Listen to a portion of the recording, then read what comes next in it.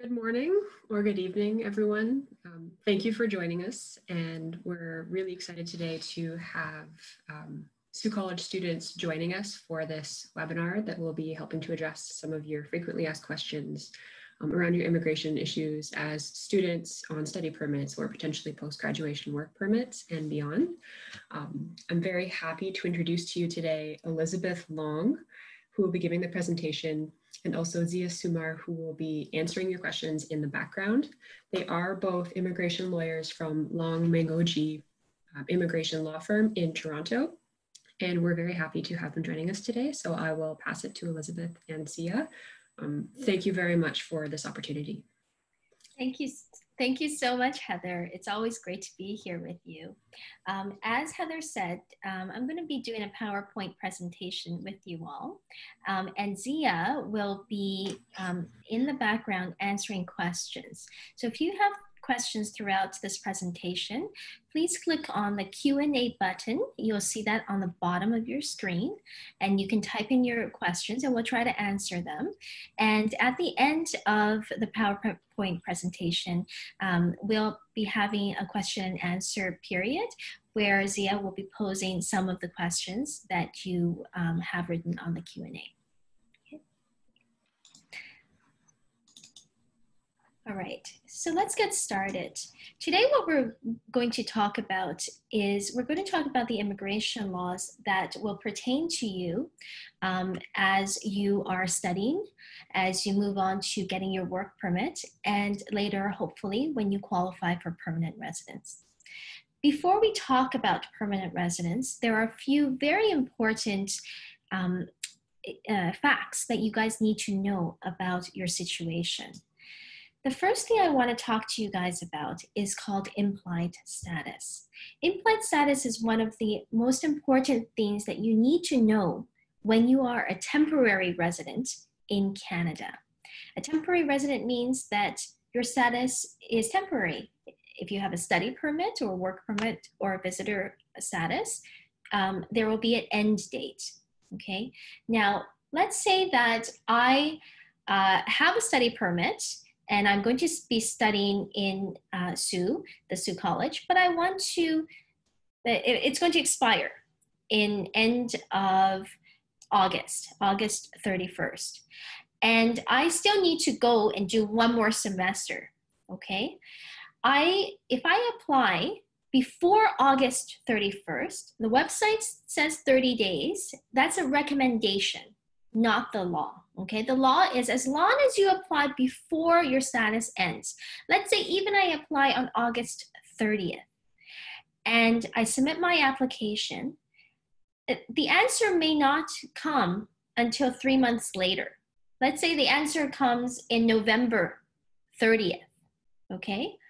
I still have the ability to continue on my status. I can study, I can work as according to the rules of a student because I have implied status. That's what it's called. So during this period, even if my study permit has expired, but I applied before it expired, I can continue on and study until a decision is made, okay? You can only get implied status if you apply properly. You have to pay the right fees and you have to submit the right forms. Usually, if you're applying online, you will get a letter stating that you've applied from IRCC, or you can show on the website that you've submitted and you press that button, okay?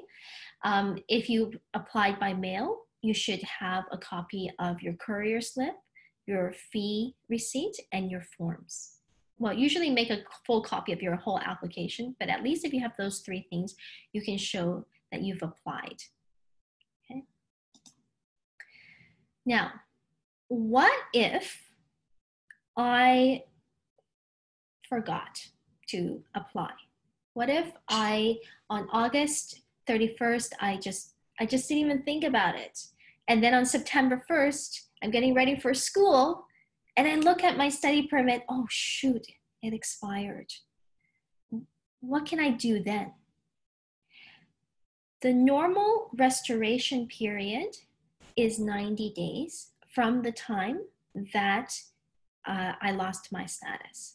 So if I lost my status on August 31st, because I didn't properly apply by that time, I usually have 90 days to submit my application. There is a special policy this year because of COVID that the government is allowing you, if you had lost your status, I believe it's after January of this year, you have until the end of the year to submit your application to restore your status. However, just because you submit the application to restore your status, it does not mean that you have implied status. You will not have your student status until you get a decision back. So let's say instead of me submitting my application properly on August 31st, when I could continue to study, I submit it on September 1st. If I submit it on September 1st, I don't have to leave the country, can wait for the restoration to be answered, but I can't study. I don't have any status until a decision is made. Let's say a decision is made on November 30th. Well, I can't study for this semester. I have to wait until the new study permit comes.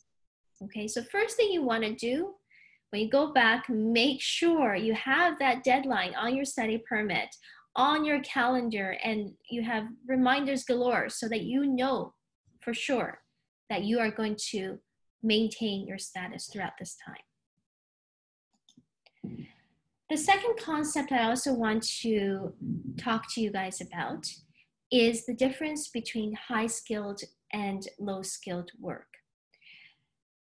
The government has provided a classification system where they believe they have classified everything into either high-skilled or low-skilled work. I was recently speaking to a reporter about farm workers and how even though they are essential, they are considered to be in a NOC C or D, and their path towards permanent residence is much, much less than someone if their work is considered high-skilled. High-skilled and low-skilled is not about essential work. It's about what the government has classified. Let's play a little game, okay? I'm going to say an occupation, and although I can't interact with you like this, you think in your mind whether you think this occupation is high-skilled and low-skilled. And I bet most of you, if you haven't played this game with me before, you haven't seen the seminar before, you might get one or two wrong, okay? Let's take an office situation. A receptionist, that's low-skilled. A secretary, that's high-skilled. A medical assistant, that's high-skilled. A dental assistant, low-skilled. A bookkeeper, high-skilled. An accountant, high-skilled. Accounting clerk, low-skilled. Data entry clerk, low-skilled. Hairdresser, high-skilled. Esthetician, low-skilled. Okay, as you can see, oftentimes these positions, it's not very clear whether they're high-skilled or low-skilled. But it's very important for you yourself to understand which classification your work experience, whether it's future when you're looking for a job or past, is considered high-skilled or low-skilled when we are talking about qualifying for permanent residence. Now, we are in very strange times these days, and I wanted to go over some of the rules that you need to be aware of during the pandemic. And I have to preface this with what we are going to be talking about today is true today, but times change very, very fast, and the rules are constantly changing. Almost every week we have something new, and that could be groundbreaking for you. So make sure that you stay up to date on the laws. And when it's your own personal situation, what we are doing is just general information. It's not personal advice to yourself. Okay, if you wanted to get personal planning for yourself, then we'll give you some information at the end. But make sure that you are up to date on the rules of whatever is happening. Okay, I'm going to tell you some of the things that are in place right now.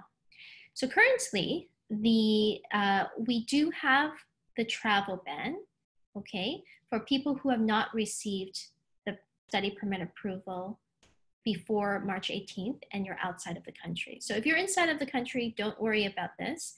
But for people who are outside of the country, you won't be able to get on the plane even if your approval was approved after March 18th. Now, even for those people who have their study permit approved, if you want to travel to Canada, okay, now this March 18th, if you're coming from the States, you can get on a plane. This is everywhere other than the States, okay? But even if you're coming from the States and all of your classes are online, you don't need to participate in anything where you have to be physically in Canada. The officers may still turn you back and say your stay in Canada is discretionary and optional, and as such, we're not letting you in. For people who are already in Canada and you say, well, I really want to go on vacation, I'm feeling, really, I just need to travel, don't, okay? Because you cannot guarantee that when you travel and you want to come back and all your classes are online, that the officer won't say to you, well, you don't need to be here. Most of the time, if your home is in Canada, they should be letting you in, but it's still at the discretion of the officer. If you don't need to travel outside of Canada, do not travel is my advice to you at this present time. Okay. If you hold a study permit and you're inside Canada, you can study online. Okay. Now the government has finally confirmed that even if over 50% of your classes are online, you're studying online because of COVID, you're still going to be eligible for your postgrad work permit. So if you have to study part-time in Canada because of COVID, okay, you can still maintain your student status. Normally, if you're studying part-time or your classes are canceled, you can't work, okay? But now, because if part of your classes are canceled, then you can still maintain your student status and you can still work. You can work part-time. It's not a full-time situation unless you are performing essential services. But this is only until the end of August. We'll see whether or not this policy is going to be extended beyond August. But right now, it's only until August.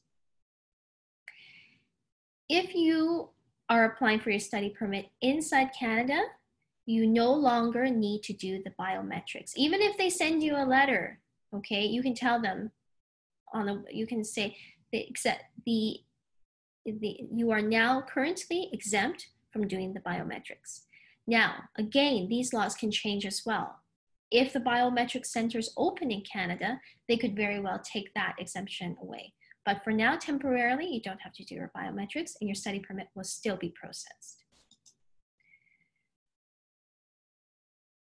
Again, this is for the restoration of status, okay? So you had status on January 30th, okay? But afterwards, you lost your status, okay? If you have until December 31st to file your restoration of status, okay? Before it was 90 days. This year, you have until December 31st. Okay, so let's talk about what you can do while you are on a study permit. First of all, you still have to pursue active studies, okay? So what does that mean? It means you have to go to class. Even if it's online, you still have to go to class. The only exception to this rule is scheduled breaks that's on the academic calendar, or authorized leave where you have a personal leave. You have to ask the school, and the authorized leave can only be up to 150 days. Let's say let's say you get COVID, okay, and you can't attend classes. Ask the school for authorized leave so you can leave your one semester, and then afterwards you can come back. During your authorized leave, though, you're not allowed to work, okay? So you have to actively pursue studies, otherwise you lose your status within 90 days. So as long as you maintain your studies, you can still continue to work, so continue to study, okay? So we had talked about previously applying for implied status. Just because there's COVID, you can't say, oh, I can't apply. Online applications are still open. Inside Canada, you can still submit it inside Canada as well, even by paper. Okay, so make sure that you continue to maintain your status. Now, working while you are studying. Here are some of the rules, okay? You can only work while you are a full-time student normally, except in the last semester.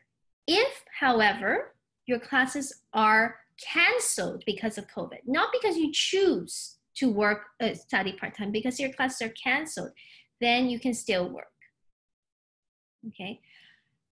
When you complete your studies, when you get that first indication from the school, whether it's your transcripts or it's a notification online or it's that letter from the school, that's the first indication that you've completed your studies. You are no longer a student. You can't just work on your study permit.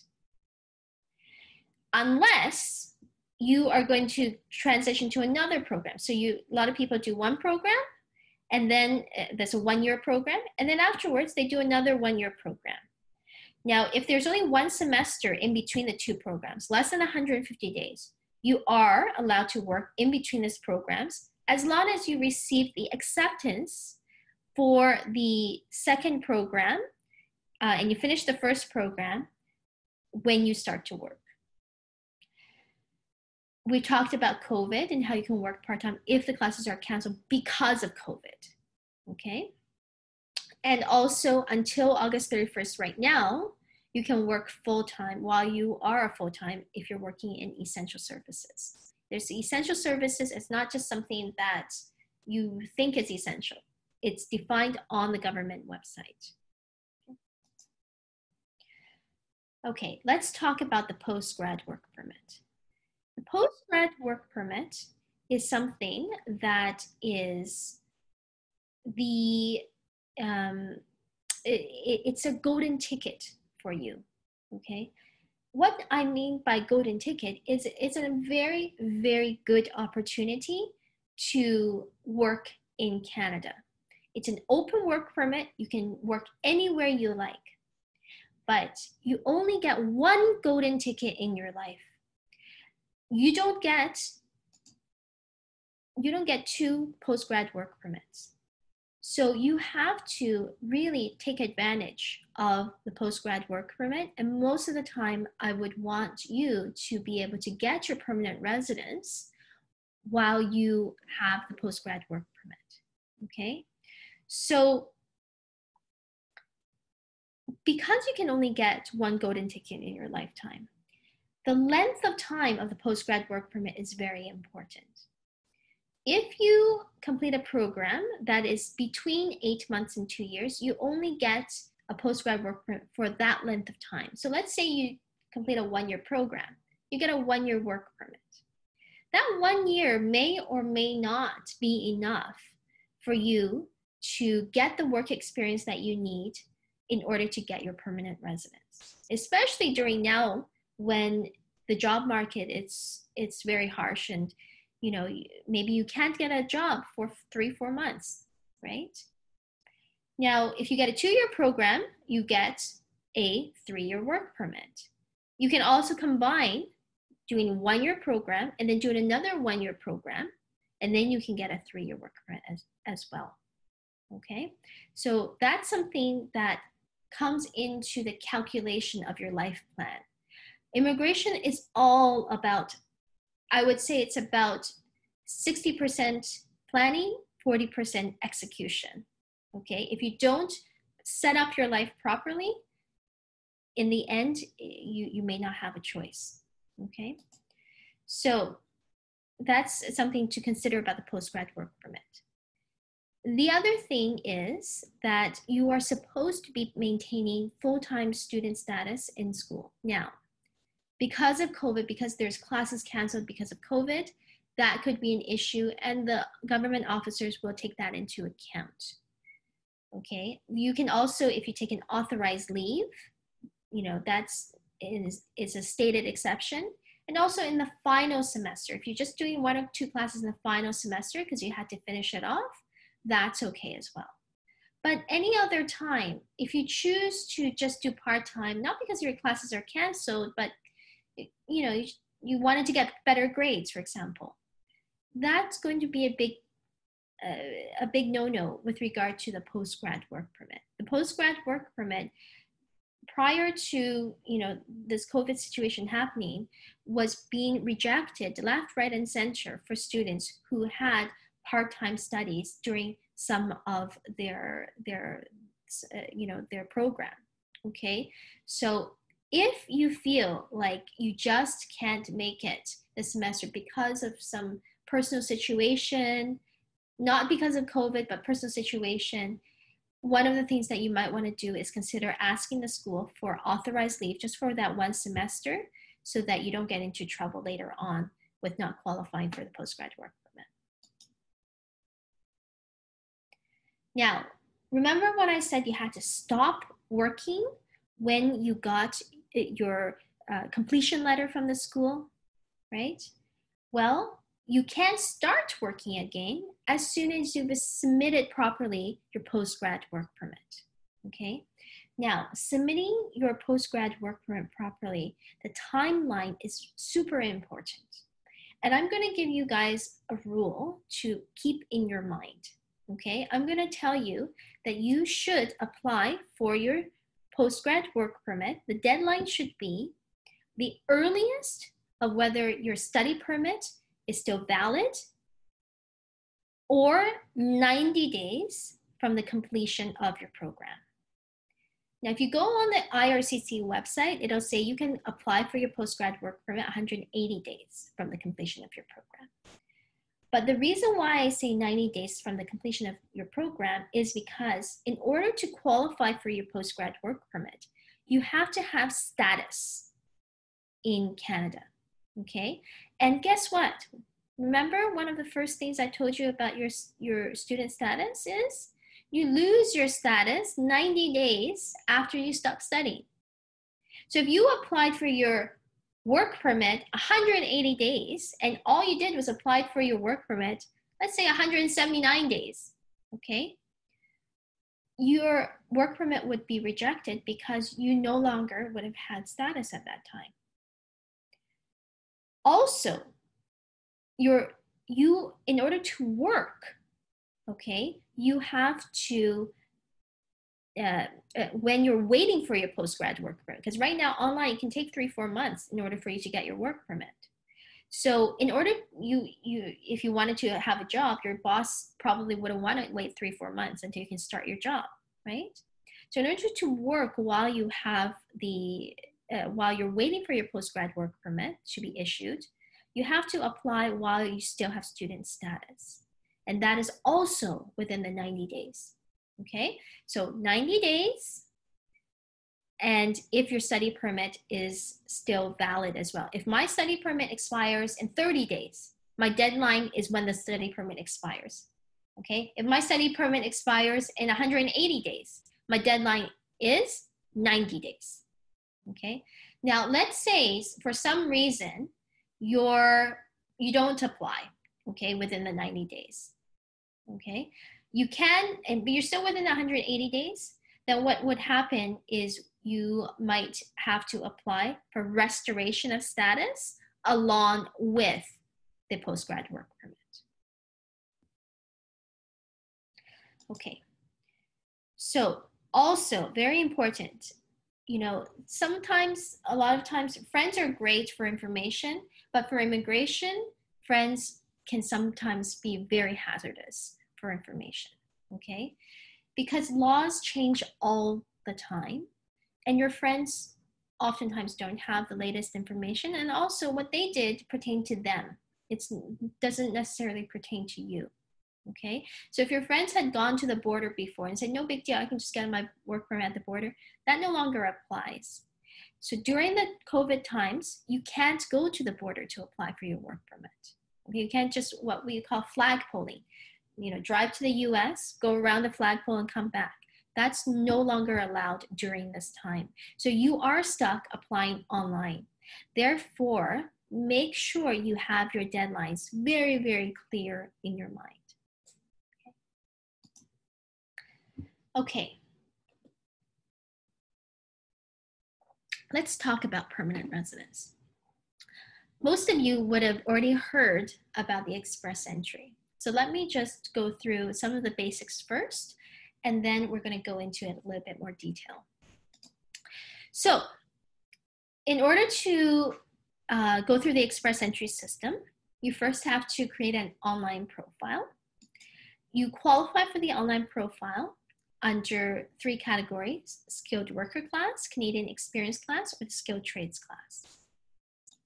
If you qualify, you can get into the express entry pool. Just because you get into the pool, it doesn't mean that you have applied for permanent residence. You're in the pool, and you'll get a series of points called the CRS points, and they're going to be based on your background and whether or not you have provincial nominee program nomination that's express entry linked provincial nominee program. Every 2 weeks or so, the government will announce a draw where they will announce a number, and now it pertains to specific categories, okay? If you are in the category that they have announced number for, and your number is above that number, then you will get an invitation to apply. That is then when you can actually submit your application. Okay, so the trick is not just to get into the pool, it's also to get out of the pool. Let's first talk about how to get into the pool. Many of you, even if you don't have work experience after you're outside of your studies, may already qualify to get into the pool. That is because there's a category called the Federal Skilled Worker Class. This category is applicable to anyone from around the world.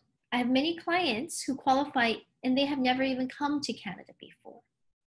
The work experience that's required for this is 1 year of high-skilled, continuous, full-time work experience in one occupation. 1 year of high-skilled, we talked about what high-skilled was, not O, A, or B, continuous, no breaks in between the work. Full-time is considered 30 hours a week for 1 year, okay? And then it's in one occupation. So essentially, what I didn't say here is that the work experience had to be in Canada. It doesn't have to be in Canada. It could be anywhere in the world. I didn't say that you have to be employed. You can use self-employed work in this. Also, I didn't say that it has to be work while outside of your studies. You can use work experience when you are studying for this as well, okay? This is just to get into the pool. It's not the points to get out of the pool yet, okay? But to get into the pool, many of you may already be able to do so. The language score is a 6.0 in IELTS and a 7 in CELPIP. And then they look at the rest of your points. There's a 67, you have to meet at least 67 points in the Federal Skilled Worker scale. It's different from the express entry. It's another point system, okay? You also have to meet financial savings as well. That's the federal skilled worker class. The second class is the Canadian experience class. This is the work experience that you have to get at least 1 year in 3 years that is high skilled, at least 30 hours a week, okay? 1,560 hours in total. That is work experience that you are employed, and it is when you are not a full-time student. So the work experience here is work experience that you have to receive a T4 from your employer, okay? You have to show that you're an employee. If you are just getting money under the table, if you are, getting a T4A, it could be very difficult to show that you're an employee, because they might argue that you're a contractor, okay? Also, it has to be work experience when you are not a full-time student. Now, the work experience you gain, if you're a part-time student, can be counted, but you have to be working legally. So if your classes were canceled because of COVID, or it was part-time because of COVID, and you're able to work full-time, you're able to work because even though you're not a full-time student, we could technically count that work experience.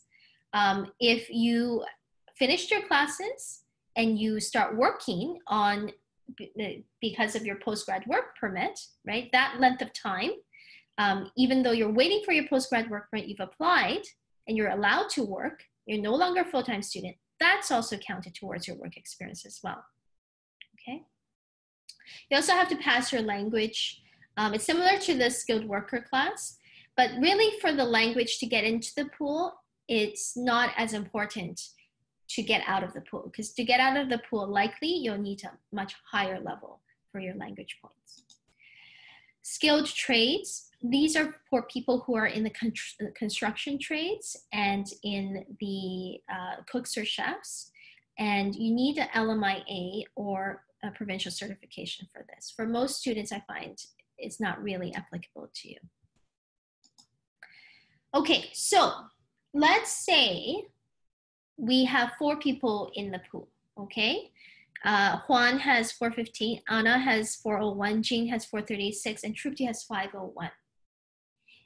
If the draw was, let's say, 446, okay? Who's gonna get through? Well, you say Trupti, okay, but wait a minute. Right now, since COVID, before they used to do draws most times for everyone in the pool, okay? In that case, Trupti gets out no problem. But lately, they have, during COVID times, they have done very, very specific draws for Canadian experience class only, okay? And for example, and if Trupti was in the pool because of the skilled worker class, she wouldn't get the invitation, even though she's way above that draw number. This is a reason why the points, if you look at the draws for the Canadian experience class, had been dropping really, really fast. And I think it had been dropped 430s or 440s, but very, very low earlier on. And then they had another general draw last month. I think it was 478, I believe. Okay, so people ask me, well, what do you think the numbers will be? It really depends on who is in the pool, because the government normally wants to invite a certain number, maybe 3,000 to 4,000 each draw.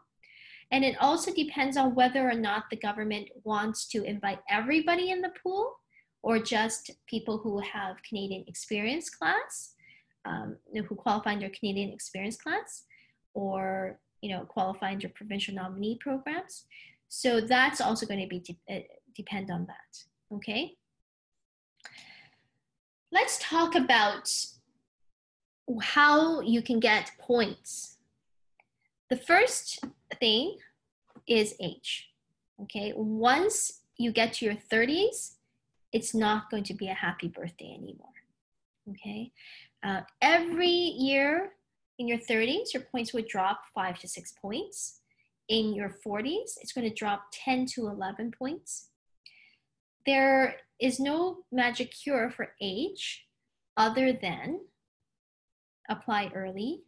And oftentimes when we are submitting applications for our clients, we are looking at the age date very carefully to try to get you the ITA before you age out as well. Education, 2 degrees is better than 1 in terms of immigration. It really does make you jump a lot within your points. Okay, so if you have at least a 3-year program anywhere in the world, and you have another, complete another program at Sault College, then that will really help you as well. Language, I think, is one of the biggest dividers of whether or not someone can get through the system or not. If you don't have work experience in Canada, then to get in the 470s, normally we are looking for IELTS scores of 7s in reading, writing, and speaking, and 8 in listening, or CELPIP of 9s in every category at least, okay? So, but if you do have work experience, then that is modified a little bit. Now that's work experience in Canada is what I'm talking about. And the work experience in Canada that I'm talking about is work experience that is the same as the Canadian experience class work experience that I talked about. Basically work experience that you have to have when you're not a full-time student, and that it's high skilled. It does not have to be continuous, okay? You can add together part-time work experience, and it does not have to be in one occupation. Foreign work experience, we can also count if you have high skilled foreign work experience. Spouse, education, language, Canadian work experience points count. If you have a super spouse that has, very high points for education and language and Canadian work experience, they can add it to her profile. Otherwise, they sometimes can take away a little bit from your points. The provincial nominee programs, they are express entry linked that can give you 600 points. Not every provincial nominee program will do that. It has to be express entry linked. The previous study in Canada, we were just discussing this question before we had this program. Right now, if you complete a program of, at Sault College, in a public college, you get 15 points if it's 1 or 2 year program. However, right now, the rules are that it has to be at least 50% not online. I believe the government may not have turned their mind to how unfair this would be for students who are studying during COVID. And hopefully the government will change that, okay? But right now, essentially, the program would need to be over 50% not online in order to qualify for those points. Ranged employment. A lot of people think, oh, I have a job offer, therefore I have arranged employment. No, if you are on your open work permit, you only have an open work permit, you do not get arranged employment points. It's only if you have an LMIA or an employer-specific work permit, so that the work permit actually states that you can only work for a specific employer, that you can get arranged employment points. If you have siblings who are Canadians or permanent residents in Canada, you get a few points. And French is a big, big factor for whether or not someone can get through or not. Trade certification is also, it's not any trade. It's mostly construction trades or the cook or chef Red Seal trade certifications. Okay, so the OINP express entry streams. So I'm going to, because we're all in Ontario right now, I'm going to be talking about the Ontario provincial nominee programs. The provincial nominee programs are essentially province-based. Immigration is the federal government's responsibility, federal government's jurisdiction. However, the federal government has given each province a certain amount of people that they can nominate for permanent residence. So they get to choose who they want to get permanent residence. It's a limited amount, and therefore the Ontario government has to be very, very selective. Now, the Ontario government does have a few express entry linked streams where you have to first be in the express entry pool. Okay, so you can't just apply directly to them for these programs. You have to be in the express entry pool, and if they like you, they will give you an expression of interest. It's kind of like, now I'm too old for this, but I heard that there is a dating website called Bumble, okay, where the guys can't just approach the women. It's the women who approach the guys, and then you can interact, right? So this is the same kind of situation, right? The OINP, you can't just go and apply to them. You are in the pool, and then if they like you, they will approach you. How do they like you? Okay, who do they like? Well, we don't know for sure for the first category, and they don't know for sure for the first category. That first category is called the human capital stream. Okay, you do have to have a bachelor's in order to qualify. It doesn't have to be in Canada, it could be outside of Canada. And then afterwards, it's kind of up in the air. They do have one category called tech draws, where they have specifically said that we really like people who are in these occupations in the tech industry. And if you, have work experience in that industry, and when they do the expression of interest, they will have a certain number themselves. It won't be likely as high as the ITAs for express entry, but it's normally in the 400s, in mid 400s or so, okay?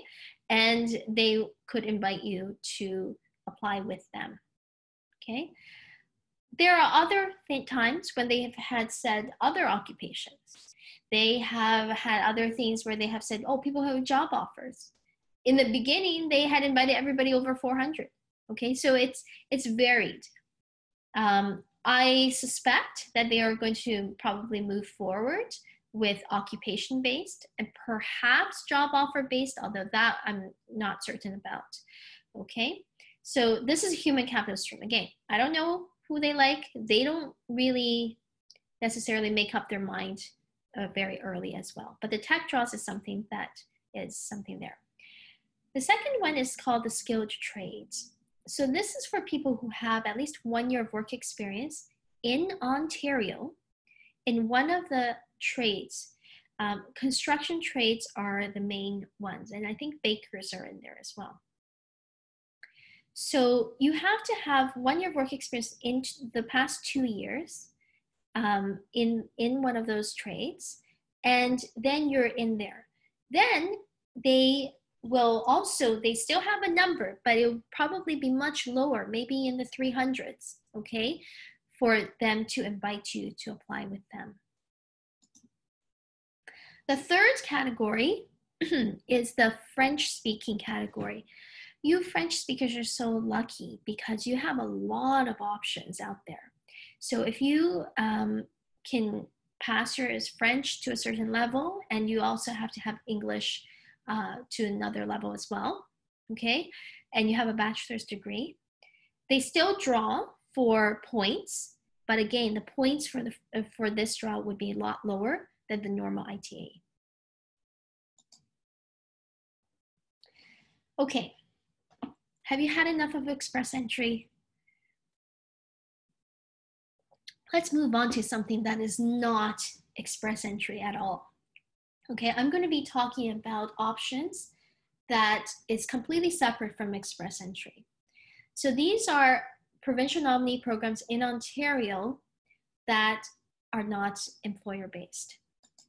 Sorry, that are not express entry, they're employer-based, okay?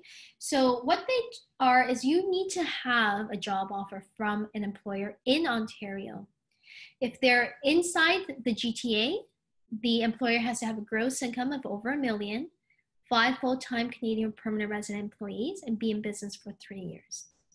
If the employer is outside of GTA, such as the Sault, okay, then it's a gross income of $500,000, 3 full-time Canadian permanent resident employees, and be in business for 3 years. The job offer has to be full-time and permanent. Now, beyond that, there are 3 other categories. First of all, the international student class, okay? You have to apply within 2 years of graduation of either a 2-year program or 1-year post-grad program from a public university or college. And the job offer has to be high-skilled and meet entry-level wage. And that's it, okay? This is why this program has been extremely, extremely popular to the point where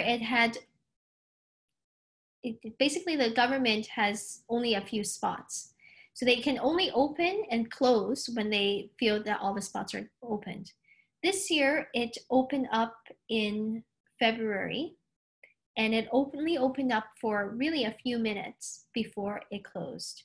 And within that few minutes, it was very, very difficult for most people to even get a spot. Whether or not they're going to open it up again later this year, we don't know, but it likely will open up again in February of next year. But good luck getting a spot under this program. Okay. We'll see if the government normally does try to tweak its programs to try to, meet the demand and etc. So there may be changes up ahead. That remains to be seen. The skilled worker is something that was opened twice this year. And it, was opened the second time for, probably half an hour. The first time it was opened similar to the international student class. This is also a good program, but you need to have at least 2 years of work experience in the last 5 years in the occupation that you are offered, and the salary needs to meet median wage. Okay. The third one is still open. Okay. It's been open throughout this entire year. The job offer for this one needs to be on an occupation list. The occupations in this one are all low skilled. Okay. And you should take a look at that. There are, for example, truck drivers, laborers, installers, and if it's outside of the GTA, then there are even more occupations like sewing machine operators, I believe meat cutters or butchers, farm laborers are also there. So if you have 9 months of work experience in Ontario in these occupations, and your job offer meets median wage, and you have, again, a full-time and permanent job, then you could apply under this category. Okay, now these categories may take a lot longer than express entry to process. Express entry is only 6 months to process, but only if you get the invitation to apply and you submit your application then.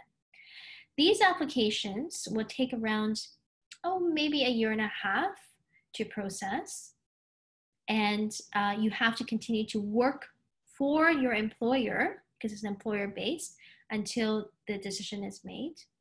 You can get a work permit in the interim if your current work permit is going to expire while waiting for your permanent residence. okay? But it does take a little bit longer. You do have to be able to grab a spot for this, but it is not express entry based. There are no points. You don't have to do the language exam, except for the in-demand. You do have to meet a very low language threshold, but it's a lot, it may be a lot easier to qualify for this.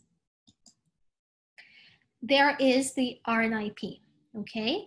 And Sault is one of the participating communities. That's not to say that just because you're going to school there, you can qualify. To qualify, you need at least 1 year of qualifying work experience, or you graduated for a 2-year program. I do believe that they are saying, and that needs to be confirmed, that if you did 2 1-year programs that you could qualify, but that I'm not sure about yet, okay? But if you have the work experience, it doesn't matter. The main thing, though, is you do need to have a qualifying job offer in the community, okay? It should be on the occupations list, although if it is not on the occupations list, they may consider it as well, but you do need to score at least 70 points. It's a very community-based program, so the community needs to be willing to nominate you for that, okay? The language benchmarks are there, but normally if you've been able to get into a program at the Sault College, you should be able to meet the language benchmarks. And one more, you have to work in Canada or have settlement funds as well. I have one more program, and that's called the CAREGIVER program. So the CAREGIVER program is a program where if you work for 2 years in Canada, taking care of children, elderly, or disabled in their home, you don't have to live in their home, you just have to work in their home, okay? And you have a 1-year post-secondary education credential, which all of you should have. You meet the language benchmark of 5. That's it. You will qualify for permanent residence. So for those people who have a postgrad open work permit, or even if your spouses are in Canada and they have an open work permit, right? They could do this and qualify for permanent residence. All right, so next steps. After all of this, what should you do? What should you yourself solidify in your mind as to your goals, and what should you do? First of all, know what your plan is. What is your goal? Your goal is to get a work permit. Your goal is to get permanent residence. Know what your goal is and have a plan to get there, okay? Once you have the plan, make sure you do what you need to do. If you need to get the points for IELTS, don't just go into the exam cold, okay? IELTS or CELPIP, don't go into those exams cold. Make sure you study for them, because oftentimes these tests, they don't just test your ability, they test your ability to write the exam, okay? So just like any exam, and this is probably one of the most important exams in your life, make sure you prepare for it. Also make sure that you have the programs that you need. For example, your postgrad work permit. I know a lot of you may be tired after you finish your first program and say, I don't want to study again. But you have to know the plan. And if the plan says that you may not be able to find a job and get your work experience fast enough on a 1 year, then you may need to do a 2-year program or do the second program to get that postgrad work permit, okay? Make sure you stay in status. I cannot stress this enough. Why is it that the first thing I talk to you guys about is implied status, restoration of status? If you guys get out of status, that road back may be cut off, okay? And even if you could get back, it would be very, very difficult. So make sure you know when your study permit expires and you do whatever is possible for you to do it. If you don't know how to do it, contact someone, contact a lawyer who can tell you how to do it, okay? Now, if your application is rejected, you have to contact a lawyer right away, okay? There are very specific deadlines to make what we call, it's not an appeal, it's called a judicial review of your application to the federal court. Right now the courts are closed, so the deadlines are a little bit off, but normally it's 15 days from the date of rejection. You know, a lot of people say their natural instinct, right? Because we're all used to call centers and we're all used to, you know, making a complaint and calling the stores and calling Amazon when something goes wrong. Immigration is not Amazon, okay? Immigration is not something where something goes wrong and you call the call center and everything is better. If something goes wrong and your application is rejected, you can call the call center. First of all, that information may be recorded in your file that you tell them, okay?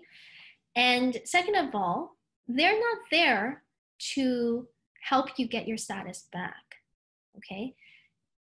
If you call them, they may say, okay, we'll put a note on your file. Why don't you write a letter, okay? Write a letter and explain your situation.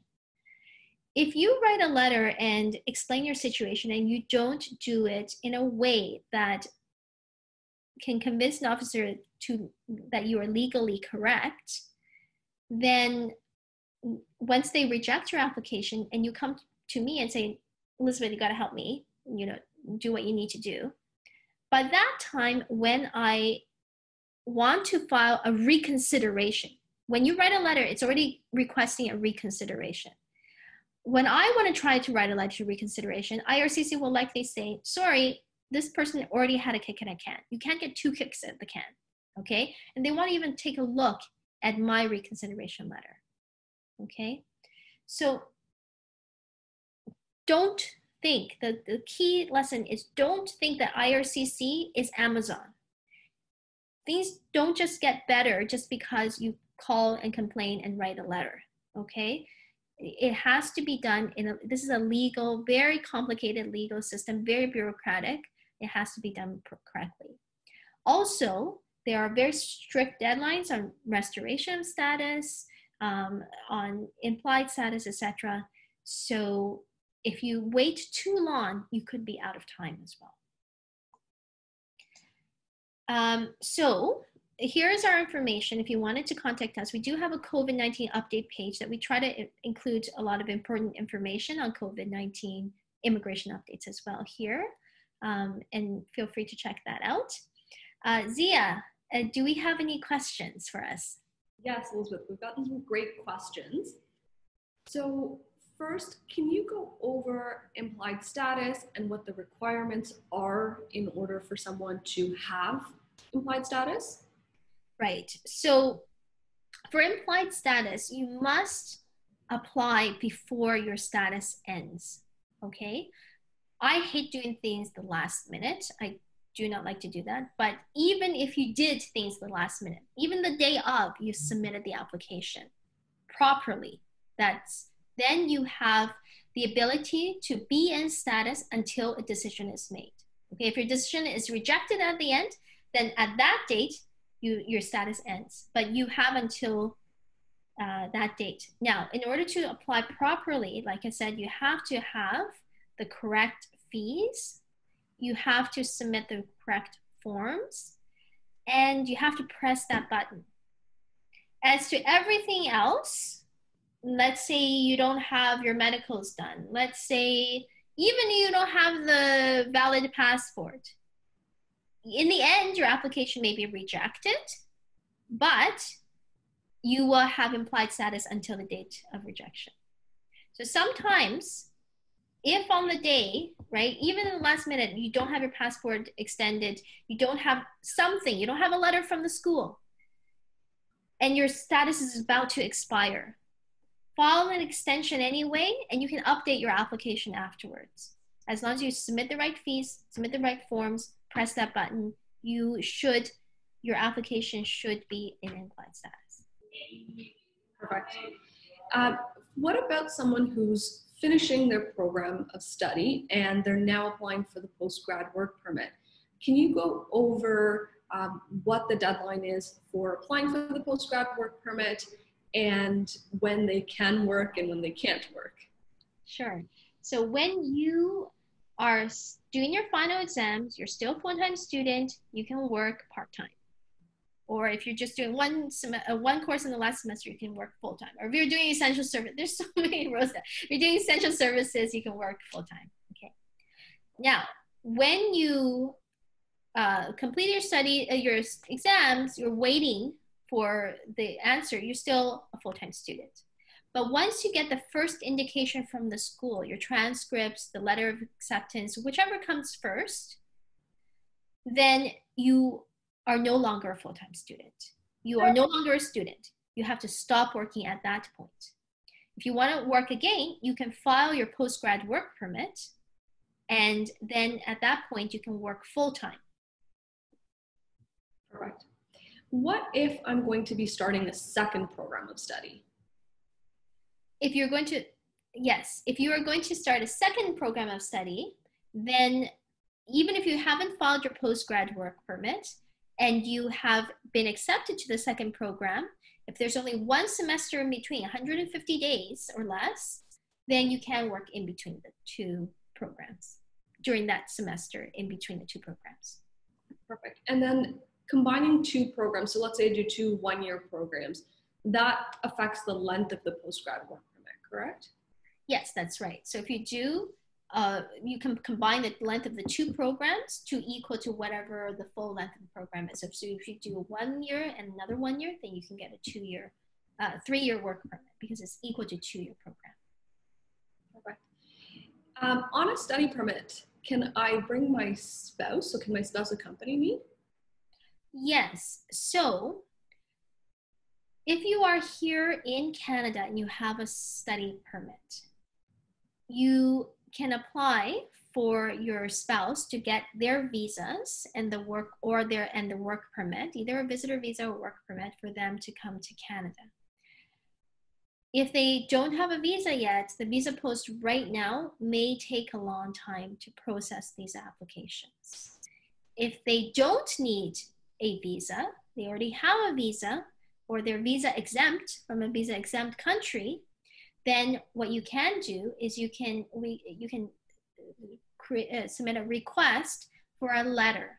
Okay, we've done this for quite a few clients, to get a letter for IRCC to allow them to travel to Canada.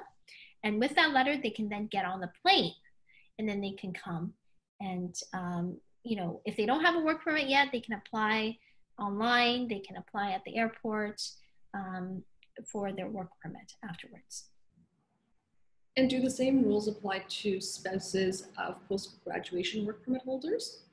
So if you have a postgrad work permit, your spouse only gets an open work permit if you have a high-skilled job. So you'll have to submit evidence and pay stubs and a letter outlining your duties. And if you do, then your spouse gets their open work permit as well. Perfect. Thank you, Elizabeth. Thanks, Zia. Heather, do you have any questions? No, I think Zia has perfectly captured what I've seen happening in the question and answer area, and I believe you've covered anything else that would have been concerned for me during the course of your presentation. Awesome. Okay, well, it was lovely to speak with you all. I wish you all the best, and it's crazy times these days, but you know, hopefully we'll all get through it together. And if you have any questions, do feel free to contact us and we'll be happy to help you. Thank you very much for your time today, Elizabeth and Zia. And for everyone at Sault College, thanks for joining and getting your questions answered. And we look forward to speaking with you more soon.